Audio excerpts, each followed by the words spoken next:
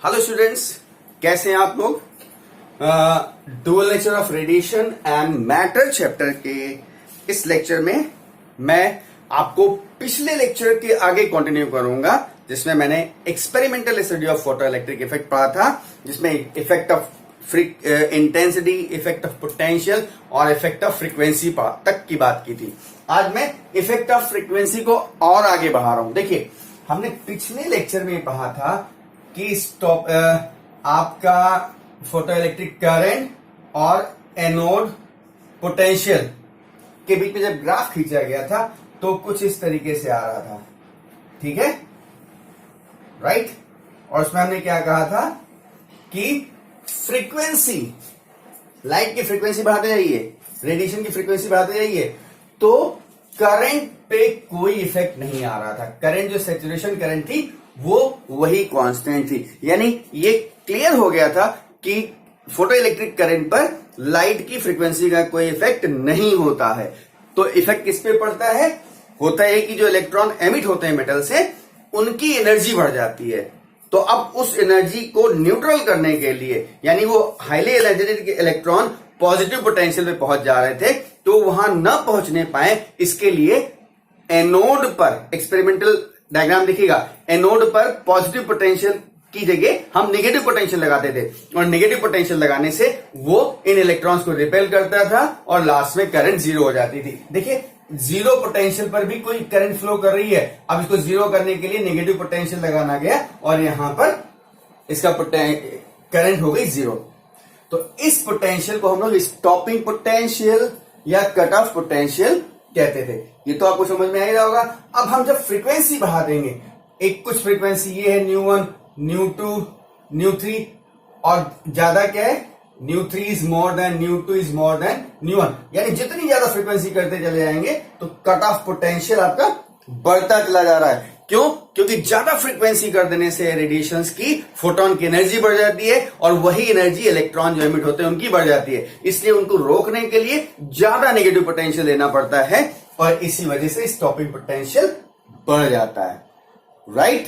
यहां तक तो समझ में आ गया ना? ओके, अब मैं क्या कह रहा हूं, effect of frequency and effect of frequency में मैं जो डिस्कस करने जा रहा हूं, that is your graph between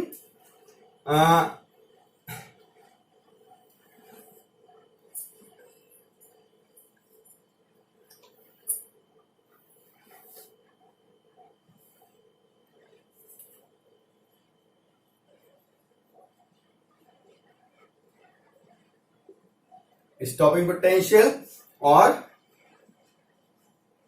frequency of radiation. Frequency of radiation और स्टॉपिंग पोटेंशियल में ग्राफ खींच रहे हैं। तो आपने ग्राफ से क्या देखा था? ग्राफ जो पिछला वाला ग्राफ आपका ये बना था, आपने देखा ये, मतलब ये आपका पोटेंशियल था और ये करंट थी। फ्रीक्वेंसी बढ़ाते चले जा रहे हैं, न्यू 1, न्यू 2, न्यू 3, यानी new 3 is greater than new 2 is greater than new 1, यानी फ्रीक्वेंसी जैसे बढ़ाते जा रहे हैं, कट ऑफ पोटेंशियल क्या होता चला जा रहा है? बढ़ता जा रहा है। स्टॉपिंग पोटेंशियल, यानी लाइट रेडिएशन की फ्रीक्वेंसी बढ़ाने से करंट पे कोई इफेक्ट नहीं पड़ रहा है, जबकि स्टॉपिंग पोटेंशियल बढ़ता चला जा रहा है। इसका मतलब आप कह सकते थे कि स्टॉपिंग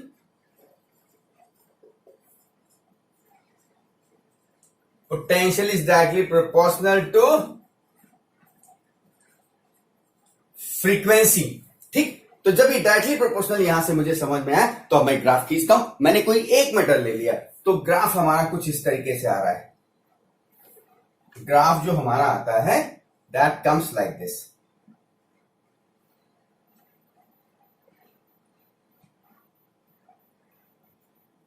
ठीक है, फॉर मेटल ए, एक मेटल के लिए। मतलब आप देख रहे हैं कि फ्रीक्वेंसी बढ़ती चली जा रही है, तो स्टॉपिंग पोटेंशियल भी बढ़ता चला जा रहा है, ग्राफ हमें स्ट्रेट लाइन मिल रही है, राइट। जो कि हमने कहा stopping potential is directly proportional to the frequency of radiation. ये ग्राफ चलता चला जा रहा है। अब एक चीज और देखिए कि ये फ्रीक्वेंसी पर स्टॉपिंग पोटेंशियल क्या हो जा रहा है? जीरो। और स्टॉपिंग पोटेंशियल जीरो होने का मतलब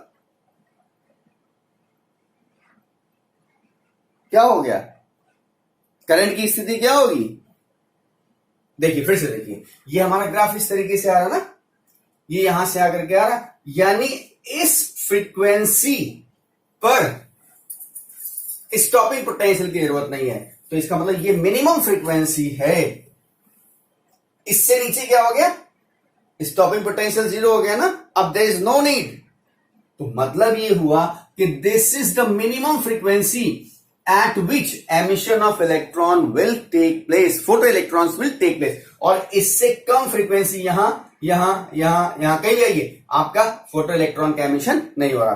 तो this minimum frequency at which emission of photo electrons takes place is known as what? is threshold frequency. अभी हम बात करते हैं। अच्छा, ये एक मेटल के लिए हो गया।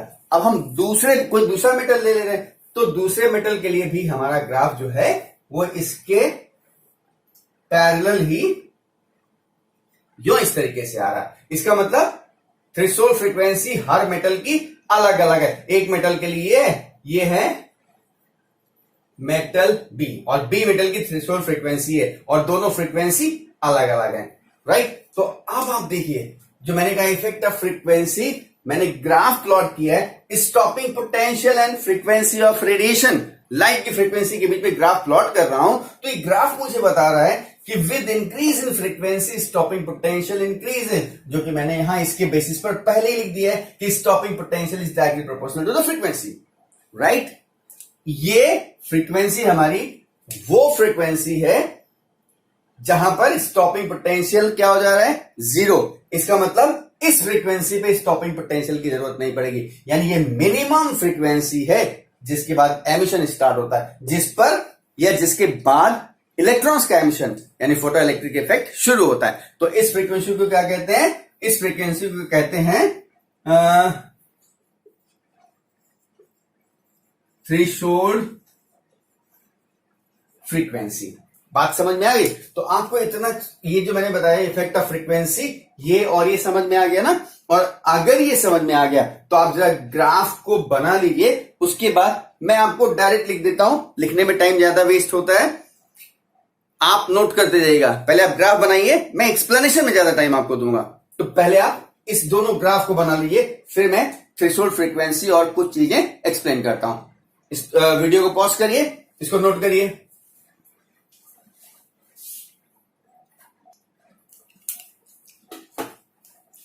स्टूडेंट्स, मैंने क्या किया कि ग्राफ को इधर शिफ्ट कर दिया, वो पूरा हटा दिया है, और मैंने ग्राफ को छोटे स्पेस में बना करके इसके कंक्लूजन को यहां लिख दिया है, और बाकी मैंने समझाने का काम आपको किया है। फिर से समझा रहा हूं, ये वही ग्राफ है स्टॉपिंग पोटेंशियल और फ्रीक्वेंसी का, दो अलग अलग मेटल के लिए दिखाया गया है।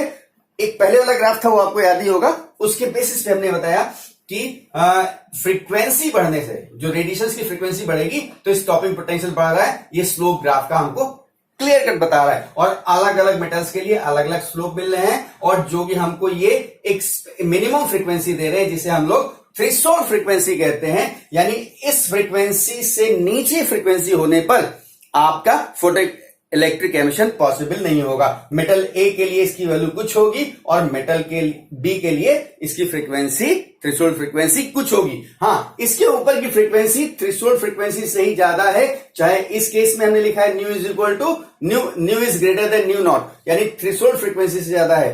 काहे के लिए?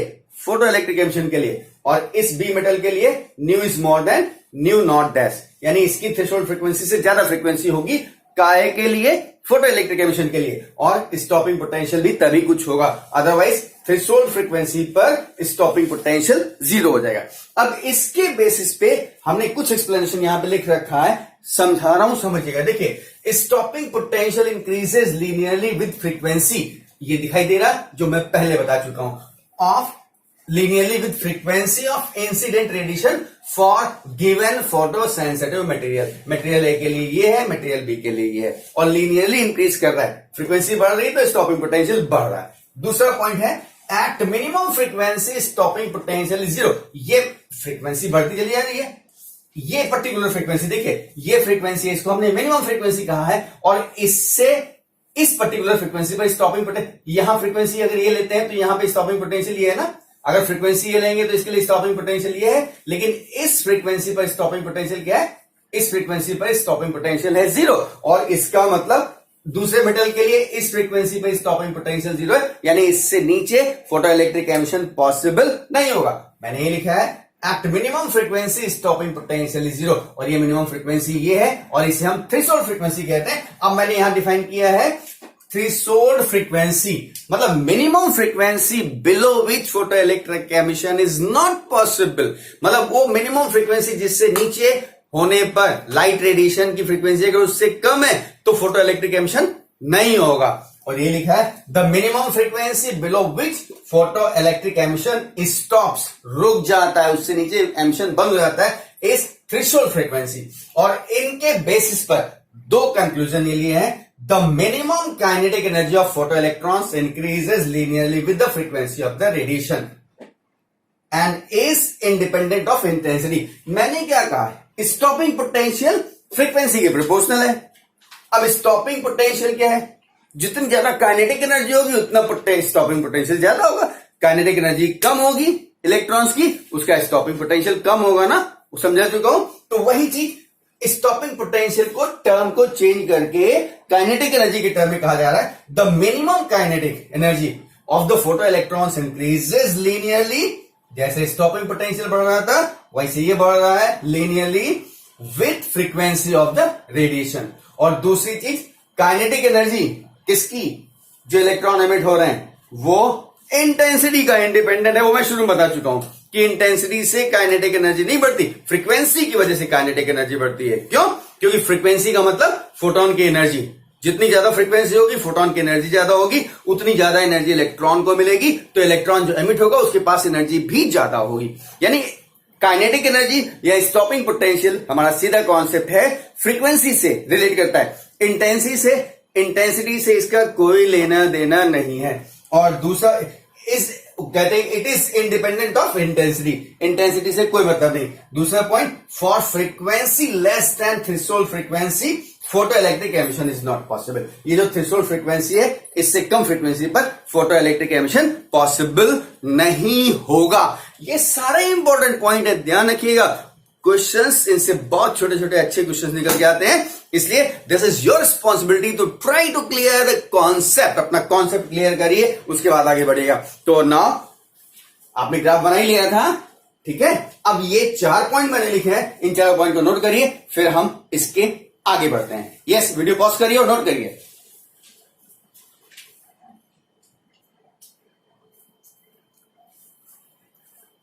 ओके स्टूडेंट्स, नेक्स्ट टॉपिक हमारा है laws of photo electric effect.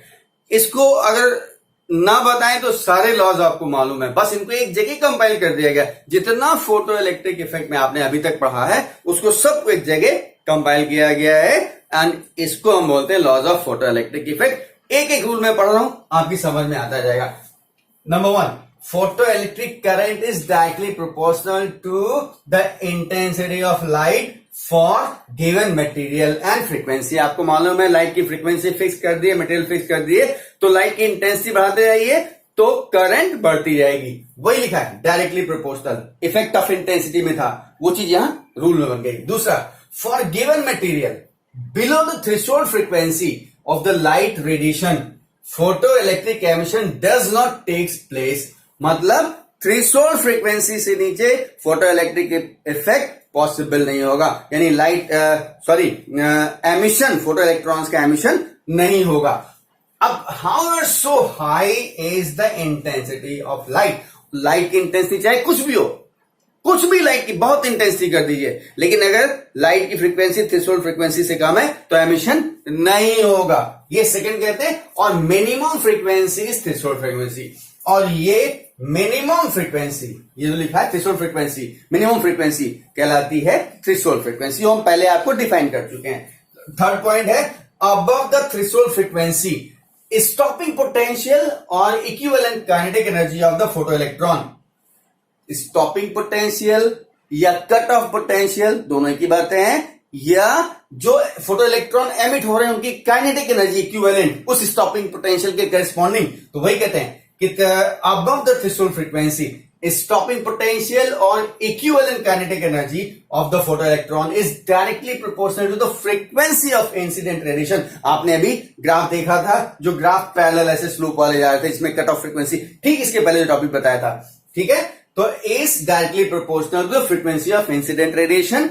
And fourth point है photo electric emission is an instantaneous process, मतलब फोटोन पड़ा कि इलेक्ट्रॉन निकला। एक तरीके से कह सकते हैं there is no time lag between the incidence of the photon and emission of the photo electron, लेकिन फिर भी कहते हैं it is very very small time lag and that is even less than 10 to power -9 second. और ये statement लिखा है photo emission is instantaneous process, तुरंत होता है।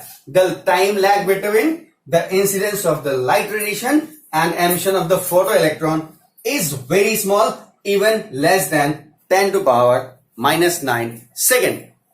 ठीक है, जो आपने शुरुआत से लेकर अभी तक फोटो इलेक्ट्रिक एमिशन के बारे में पढ़ा था, उनको एक साथ कंपाइल किया गया और इनको कहा गया laws of photo electric effect. मैं साइड में हो रहा हूं, वीडियो पॉज करिए और चारों रूल्स को नोट कर लीजिए फटाक से। Yes,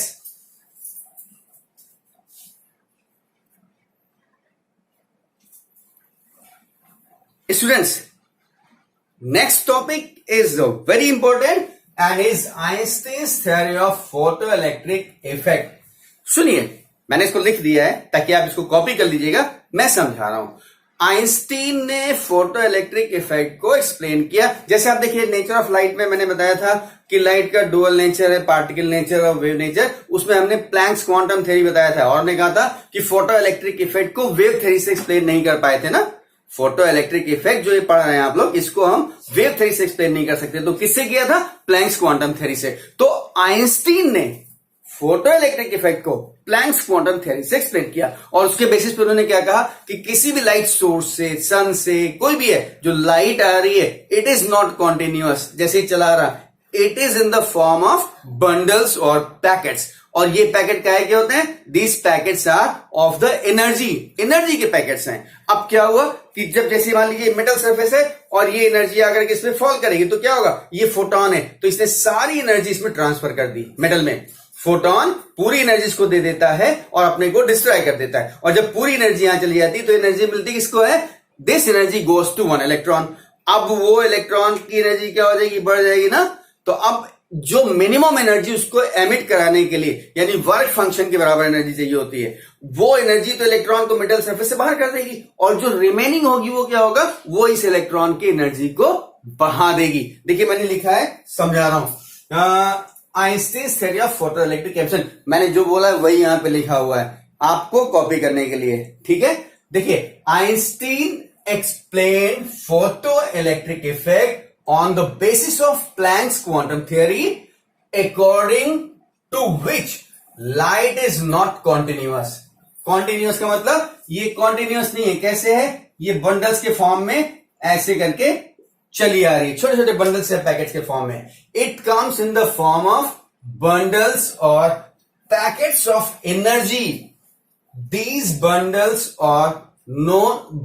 or packets are known as photon.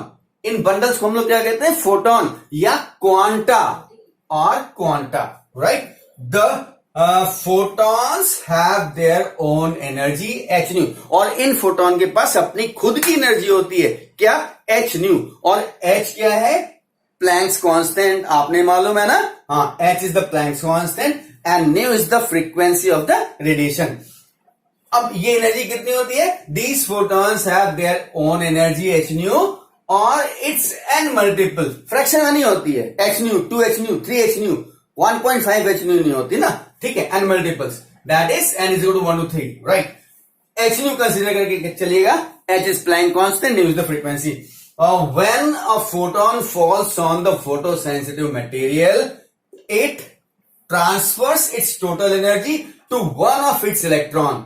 Metal के एक इलेक्ट्रॉन को अपनी पूरी एनर्जी दे देता है और फोटोन हो जाता है खत्म। अब पार्ट ऑफ एनर्जी, उस फोटोन की कुछ energy of the photon is use to emit the electron from the metal surface, उस फोटोन की कुछ एनर्जी जो कि वर्क फंक्शन के बराबर होगी इलेक्ट्रॉन को मेटल सरफेस से बाहर निकालेगी and remaining part increases the energy of electron, right. तो इसका मतलब क्या हुआ, फोटोन की एनर्जी जो थी वो क्या थी, इसको कहते हैं एच न्यू। ये कहां डिवाइड हुई, ये डिवाइड हुई H nu is equal to W plus K E, kinetic energy. मतलब फोटोन की एनर्जी दो पार्ट में डिवाइड हुई, कुछ तो वर्क फंक्शन जिसने इलेक्ट्रॉन को एमिट कराया और रिमेनिंग ने काइनेटिक एनर्जी बढ़ा दी। इसको अरेंज करते हैं तो kinetic energy is equal to H nu minus W। Yes, अब काइनेटिक एनर्जी क्या है, काइनेटिक एनर्जी को हम कह सकते हैं half M V square is equal to H nu, और वर्क फंक्शन क्या हो जाएगा, H nu naught. Work function का मतलब related with the threshold frequency, minimum frequency, यानी W is equal to H nu naught. तो इस तरीके से ये क्वेश्चन क्या आया, मैं इसको यहां पे लिख रहा हूं, देखिए half M V square is equal to H nu minus nu naught. ये इस रिलेशन को हम लोग कहते हैं क्या, आइंस्टीन्स फोटो इलेक्ट्रिक इक्वेशन। अच्छा, अब ये हाफ एम वी स्क्वायर किसके बराबर होगा, इलेक्ट्रॉन की काइनेटिक एनर्जी ना, और इसको हम क्या कह सकते हैं, पोटेंशियल से रिलेट करते हैं। तो इसको हम लोग इसको E V cut off potential है ना, E V is equal to, leave it, इसको बाद में बात करेंगे, half M V square equal to H nu minus nu naught, and this is photo equation of Einstein's photo electric equation, right. Important नहीं, most important topic है, ठीक है, इस पे बेस न्यूमेरिकल यूज होंगे। तो now this is your turn, video pause करिए और इसको नोट करिए क्विक, फिर मैं बात करता हूं। वीडियो पॉज करके इसको नोट कर लीजिए, बिल्कुल एक ही स्टेप। यस,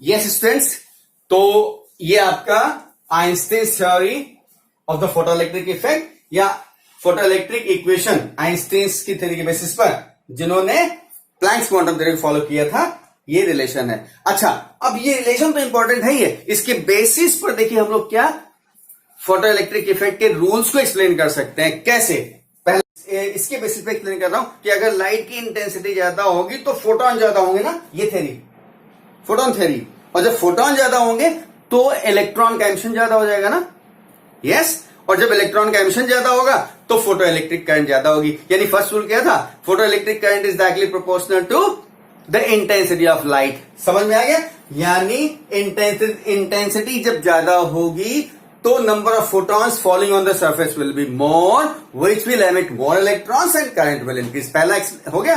दूसरा रूल कहते हैं, देखिए इसी में मैं यहां पे लिख रहा हूं, इसको हटा दे रहा हूं, देखिए if new is less then nu naught, यानी फ्रीक्वेंसी, लाइट की फ्रीक्वेंसी न्यू थ्रेशोल्ड फ्रीक्वेंसी से कम है तो क्या होगा, अगर ये कम है तो रिजल्ट माइनस में आएगा ना, और माइनस का कोई मतलब नहीं है, इसका कोई फिजिकल मीनिंग नहीं है, तो इसका मतलब फोटो इलेक्ट्रिक एमिशन नहीं होगा। तो थ्रेशोल्ड फ्रीक्वेंसी वाला कॉन्सेप्ट आ गया कि थ्रेशोल्ड फ्रीक्वेंसी से कम फ्रीक्वेंसी होने पर फोटो इलेक्ट्रिक एमिशन नहीं होगा। नेक्स्ट, तीसरा रूल क्या था कि if new is greater than nu naught, यानी लाइट की फ्रीक्वेंसी थ्रेशोल्ड फ्रीक्वेंसी से ज्यादा है तो क्या होगा, रिजल्ट पॉजिटिव आएगा, new minus nu not positive आएगा ना, यानी न्यू, ये तो कांस्टेंट है, new not is the constant, new जितना बढ़ता जाएगा काइनेटिक एनर्जी क्या होती जाएगी, बढ़ती जाएगी, यानी kinetic energy is proportional to the frequency of light. ये थर्ड रूल हो गया। और टाइम लैग होता नहीं है, जैसे ही फोटोन फॉल करता है तुरंत ही इलेक्ट्रॉन का एमिशन हो जाता है। तो यानी इस थ्योरी, आइंस्टीन थ्योरी के बेसिस पर हम फोटो इलेक्ट्रिक एमिशन के चारों रूल्स एक्सप्लेन कर सकते हैं। पहला इंटेंसिटी वाला, दूसरा थ्रेशोल्ड फ्रीक्वेंसी वाला, तीसरा kinetic energy is directly proportional to the frequency, and fourth one is that there is no time lag between incidence of the photon and emission of the electron. और अगर मानते भी हैं तो it is less than of the order of 10⁻⁹ second. Yes, और ये lecture students मैंने पहले से लिख रखा है, लिखने में टाइम वेस्ट नहीं किया है, ठीक है।